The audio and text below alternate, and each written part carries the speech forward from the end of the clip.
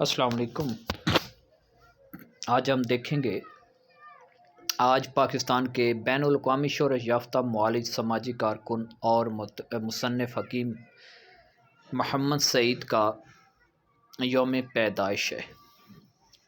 پاکستان کے بین الاقوامی شہرت یافتہ معالج، سماجی کارکن اور مصنف حکیم محمد سعید نے 9 جنوری 1920 کو دہلی میں آنکھ کھولی۔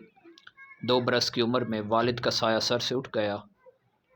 بچپن شرارتوں میں بیتا، پھر اظہار ذہانت شروع ہوا۔ لکنت سے زبان لڑکھڑاتی تھی تو اپنی قوت ارادی اور مسلسل مشق سے اپنی حقلات پر قابو پایا۔ زمانے کا شعور ہوا تو سر میں کئی پہاڑ سر کرنے کا سودا سمایا۔ طب و حکمت میں قدم رکھتے ہوئے اپنے بھائی کے ساتھ مل کر اپنے والد کے قائم کردہ ادارہ ہمدرد کی خدمت میں مصروف ہو گئے۔ پھر یوں ہوا کہ ہمدرد کا نام تقسیم سے قبل کے ہندوستان میں پھیلتا چلا گیا۔ سعید پہلے صحافی بننا چاہتے تھے، لیکن خاندانی کام کو آگے بڑھانے کے لیے اس سے وابستہ ہوئے۔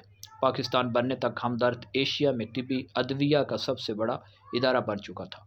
تقسیم کے بعد جب انسانی تاریخ کی سب سے بڑی ہجرت شروع ہوئی تو سعید نے تمام کاروبار، عیش و آرام اور دولت چھوڑ کر پاکستان کا رخ کیا اور 9 جنوری 1948 کو کراچی آ گئے۔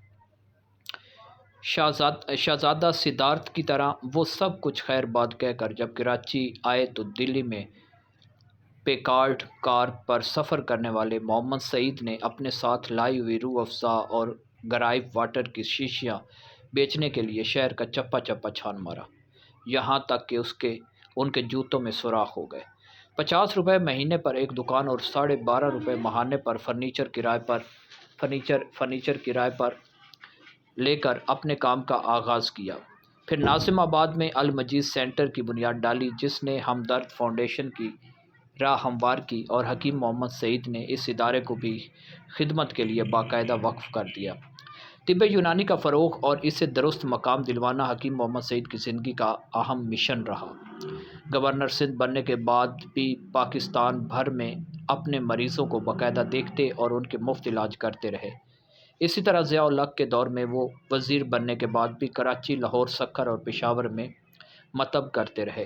سرکاری گاڑی نہیں لی اور نہ ہی رہائش، یہاں تک کہ وہ غیر ملکی زر مبادلہ جو انہیں سرکاری خرچ کے لیے ملا تھا وہ بھی قومی خزانے کو واپس کر دیا۔ محترمہ فاطمہ جناح نے 14 اگست 1958 میں ہمدرد کے طبی کالج کا باقاعدہ افتتاح کیا، جس سے ہزاروں معالج فارغ ہو کر لوگوں کا علاج کر رہے ہیں۔ حکیم محمد سعید نے طب اور ادویہ سازی کو جدید سائنسی خطوط پر استوار کیا۔ حکیم محمد سعید بچوں سے بے پناہ محبت کرتے تھے اور بچے بھی ان کے دیوانے ٹھہرے، یہاں تک کہ پشاور کا ایک بچہ والدین کی ڈانٹ پر گھر سے یہ کہہ کر نکل آیا کہ میں کراچی میں حکیم سعید کے پاس جا رہا ہوں۔ قول سعید ہے کہ بچوں کو عظیم بنا دو، پاکستان خود بخود بڑا بن جائے گا۔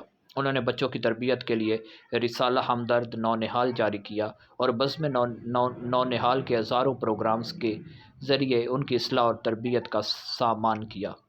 ساتھ ہی ہمدرد نونہال ادب کی پلیٹ فارم سے سینکڑوں کتابیں شائع کی۔ سچی ڈائری کے عنوان سے بچوں کے لیے کتابیں شائع کر کے اپنی زندگی کے دن رات بیان کر دیے۔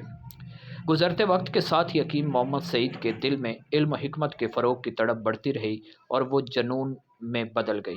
کراچی میں مدینۃ الحکمت نامی منصوبہ بھی اسی دیوانگی کا نتیجہ ہے، جہاں آج بیت الحکمت کے نام سے ایک بہت بڑی لائبریری، یونیورسٹی، کالجز، اسکول اور دیگر اہم ادارے قائم ہیں۔ سائنس و ثقافت اور علم و حکمت کا یہ شہر آج بھی اس شخص کی یاد دلاتا ہے جس کے عزم و عمل نے ریگستان کو ایک نخلستان میں بدل دیا۔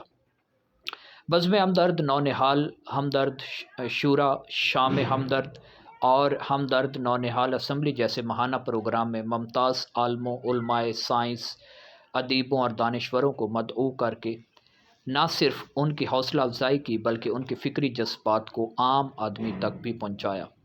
حکیم محمد سعید نے دنیا بھر کا سفر کیا اور لاتعداد اہل علم کو اپنا دوست بنایا۔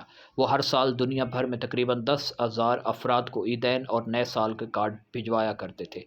جواہر لال نہرو، سر محمد ظفر اللہ خان، ایان اسٹیفن، شاہ حسین، جوزف نیدم، ڈاکٹر اکبر ایس احمد اور سید حسن نصر فاطمہ جناح اور دیگر ہزاروں شخصیات ان کے مداحوں میں شامل تھے۔ ممتاز قلم کار ستار طاہر حکیم محمد سعید کی زندگی پر تحریر کردہ اپنی ایک کتاب میں ان کی آخری خواہشات اس طرح بیان کرتے ہیں کہ میں ایسے حال میں فرشتہ موت کا استقبال کرنا چاہتا ہوں کہ میری نگاہوں کے سامنے ہمدرد اسکول اور فرقان میں 5,000 بچے تعلیم پا رہے ہوں۔ ہمدرد یونیورسٹی امتیازات کے ساتھ ہزارہا نوجوانوں کو انسان کامل بنا رہی ہے، اور یہ جوان دنیا بھر میں پھیل کر آواز حق بلند کرنے کی تیاری کرنے کے لیے کمر بستہ ہے۔ ان کی یہ خواہش تو زندگی میں پوری نہ ہوئی، لیکن ان کے قاتل آج بھی آزاد ہے۔ 17 اکتوبر 1998 کی ایک صبح کا ماجرا ہے جب سپیدہ سحر پوری طرح نمودار بھی نہیں ہوا تھا۔ حکیم محمد سعید اپنی سفید گاڑی میں اپنے آرام باغ میں واقع اپنے مطب پہنچے، گاڑی سے اترے اور اپنی ٹوپی اپنے ایک معاون کے ہاتھ میں دی اور مطب کی طرف بڑھنے لگے۔